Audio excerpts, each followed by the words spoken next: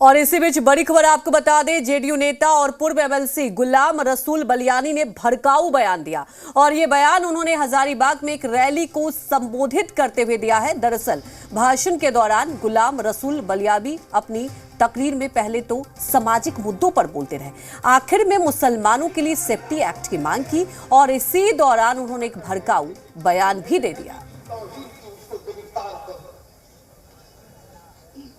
लेकिन 12 साल 10 साल बलियानी तो कहता है मुझे जितनी गालियां देनी हो दे लो, लेकिन मेरे आका की इज्जत पे हाथ डालोगे ना। अगर मेरे आका की इज्जत पे हाथ डालोगे तो अभी तो हम करबला मैदान में इकट्ठा हुए हैं, उनकी इज्जत के लिए हम शहरों को भी करबला बना देंगे।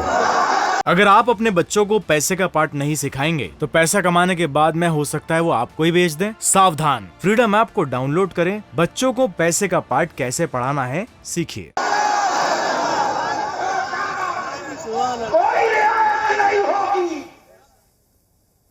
और इस वक्त हमारे साथ हमारे ब्यूरो चीफ रजनीश पटना से जुड़ गए हैं सीधा। रजनीश, ये बयान जाहिर तौर पर समाज को भड़काएगा भी और ये ऐसा लग रहा है कि बलियावी जो है वो बड़ा सोच समझकर बोल रहे हैं, यूं अनजाने में दिया हुआ बयान नहीं है, बहुत सोचकर बहुत बार बार उस बात को रिपीट कर रहे हैं वो। देखिए, गुलाम रसूल बलियावी जेडीयू के नेता तो है ही हैं, एमएलसी भी यहाँ पे रहे हैं और साथ ही साथ स्टार कैंपेनर है वो अपनी पार्टी के, और इससे पहले एलजेपी में भी थे, तो वहां पे भी वो हर चुनावी मुहिम में पूरे राज्य भर का दौरा करके अपनी बातों को रखते थे और लोग उनकी बातों से प्रभावित होते हैं। और खास तौर पे राजनीतिक कद के इतर अगर बात करें तो गुलाम रसूल बलियावी एक मौलाना है जो बड़े बड़े जलसों में जाते हैं बात रखने को लेकर, और उसकी वो फीस भी लेते हैं और बड़े गौर से इनके जो लोग हैं इनको सुनने को लेकर पूरी रात इकट्ठा होते हैं। और वो कैसे खुश होंगे ये गुलाम रसूल बलियावी को मालूम है, और यही वजह है कि वो इस तरह की बातों को रखते हैं जिससे कि उनके बीच जो बात है वो गहरी तक पैठ रखे।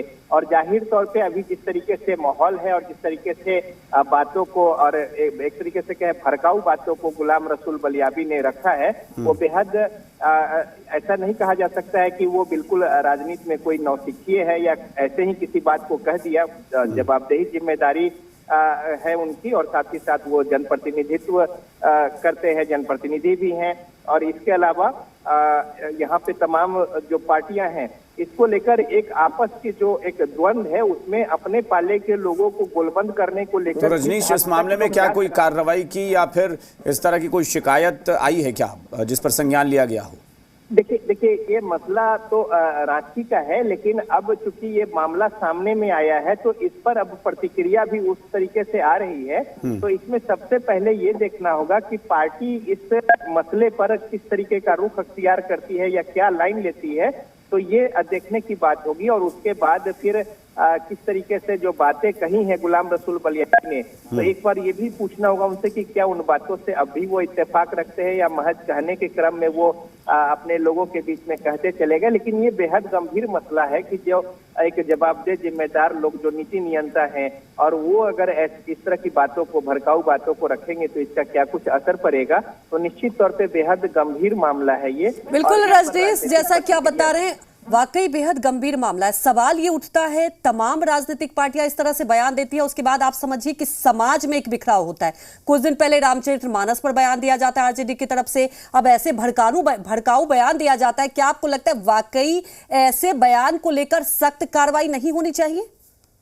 बिल्कुल बिल्कुल। देखिए, रामचरितमानस की बात हो या उससे पहले आप देख ले तो अब्दुल बारी सिद्दीकी ने जिस तरीके से बयान दिया था, तो इसको आप ऐसे, क्योंकि ये लोग बहुत मंजे हुए राजनीतिक है, ये कोई हल्के खिलाड़ी नहीं है राजनीति में कि आज आए हैं और कल कुछ भी कह दिया। उन्हें पता है कि किन बातों को कहाँ पे किस तरीके से रखेंगे तो उसका क्या कुछ प्रभाव होगा।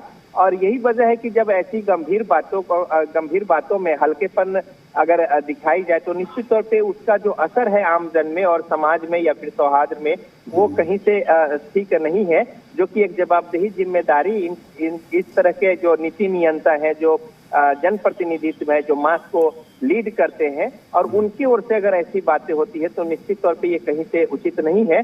तो अब देखना होगा कि इस पर पार्टी जो है वो किस तरीके से प्रतिक्रिया देती है और क्या लाइन लेती है। बिल्कुल रजनीश आप हमारे साथ बने रहें। एक बार गुलाम रसूल बलियावी के बयान पर बिहार की सियासत जो है वो गर्म हो गई है, क्योंकि माहौल इस वक्त चल रहा है इसी तरह के तनातनी का। बीजेपी ने कहा है कि बलियावी जी मुसलमानों को उकसाकर हिंदू मुस्लिम राइट करवाने में लगे हैं। वहीं कांग्रेस ने कहा है कि हर बड़े नेता को बड़े सभ्य शब्दों में अपनी जनता को संबोधित करना चाहिए। कांग्रेस के बाद अब आरजेडी ने भी जेडीयू को सलाह दी है। देखिए, राजद जो है रामायण के माध्यम से हिंदुओं को उकसा करके झगड़ा कराने में लगा था, और बलियावी जी मुसलमानों को उकसा करके हिंदू मुस्लिम राइट कराने का में लगे हैं। ये दोनों जातीय उन्माद, धार्मिक उन्माद फैला करके बिहार को विनाश की स्थिति में ले जाने के लिए ये लोग तैयार है। जैसे लालू जी के शासनकाल में हुआ करता था, जंगल राज की स्थापना, और ये विकास को सारे काम को अवरुद्ध कर दिए हैं। ये कहीं ना कहीं रोजगार देने में ये लोग सक्षम नहीं है। हर बड़े नेता को बड़े सधे शब्द में अपने जनता को संबोधन करना चाहिए, और वो शब्द ऐसा हो जो एक दूसरे को भाईचारा सिखाए। हाँ, अगर किन्हीं को लगता है कि वो असुरक्षित है तो सरकार से सुरक्षा की मांग कर सकते हैं, इसमें कहीं दो राय नहीं है। राजनीति में राजनेताओं को भाषा की मर्यादा का हर समय ख्याल रखना चाहिए। कोई ऐसी प्रतिक्रिया नहीं देनी चाहिए जिससे किसी को भी समाज में बुरा लगे। बातों से परहेज करना ही बेहतर होगा सबके लिए। रजनीश, चूंकि आरजेडी अब जेडीयू को नसीहत दे रही है, बीजेपी तो चलिए विपक्ष में है और बीजेपी हमलावर हो गई कि हिंदू मुस्लिम राइट कराना है, लेकिन यह सच है कि आरजेडी अब तक जेडीयू के दबाव में जो चल रही थी, बलियावी ने एक मौका दे दिया अब आरजेडी को कि वो अब जेडीयू को कटघरे में खड़ा कर दें। बिल्कुल, देखिए ये जो है चूंकि महागठबंधन की सरकार है और आरजेडी के जो नेता या मंत्री कह लें, लगातार जिस तरीके से क्रमबद्ध 2-3 मंत्रियों के जिस तरीके से बयान थे उसको लेकर पसोपेश की स्थिति में थी गठबंधन में, खासतौर पे जो घटक दल है वो असहज थे।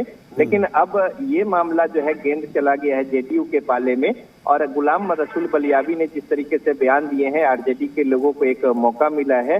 तो जाहिर तौर पे इसमें अब एक दूसरे को नसीहत देने की बात जरूर की जा रही है, लेकिन जो बातें हो रही हैं वो बातें कहीं से भी जिम्मेदार तरीके से कही गई बातें नहीं कही जा सकती हैं। और चूंकि ये लोग जो कई बात कहते हैं उसका आम जन पे सीधा अप्रोच होता है, वहां तक पहुंच होती है, तो एक जो मैसेज जाता है वो कहीं से भी सही से नहीं कहा जा सकता है। और अब इस पर राजनीतिक बयानबाजी भी शुरू हो गई है और अपने अपने तरीके से राजनीतिक पार्टियां जो हैं वो इस पर बयान भी दे रही है। लेकिन निश्चित तौर पे जिस तरीके से जेडीयू अभी तक अपने आप को एक अलग रखकर और जो तमाम मुद्दे थे उस पर आरजेडी की ओर से जो बातें थी उसमें अपने आप को किसी के मजहब में किसी की बातों को ना कहने की बात मुख्यमंत्री नीतीश कुमार भी कहते रहे हैं। लेकिन अब गुलाम रसूल बलियावी के जो भड़काऊ बयान है इस पर पूरी पार्टी जो है निश्चित तौर पर आरजेडी को निश्चित तौर पर मौका मिल गया है। बहुत बहुत शुक्रिया रजनीश इस पूरी जानकारी के लिए। अगर आप अपने बच्चों को पैसे का पार्ट नहीं सिखाएंगे तो पैसा कमाने के बाद में हो सकता है वो आपको ही बेच दें। सावधान, फ्रीडम ऐप को डाउनलोड करें, बच्चों को पैसे का पार्ट कैसे पढ़ाना है सीखिए।